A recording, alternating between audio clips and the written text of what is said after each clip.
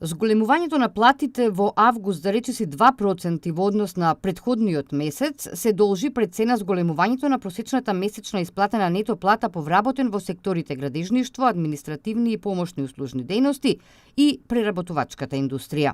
Намалување на просечната месечна исплатена нето плата по вработен во однос на претходниот месец е забележано во секторите информации и комуникации, преработувачка индустрија и трговија на големо и трговија на мало, како и поправка на моторни возила и мотоцикли. Според последните податоци на Државниот завод за статистика, за август годинава и натаму најмали се платите во рибарството, производството на кожа и текстил и се движат околу 12.000 денари. Највисоки плати имаат вработените кои даваат финансиски услуги, речиси 50.000 денари, а по нив со над 47.000 денари просечна плата се оние од воздухопловството и компјутерската дејност.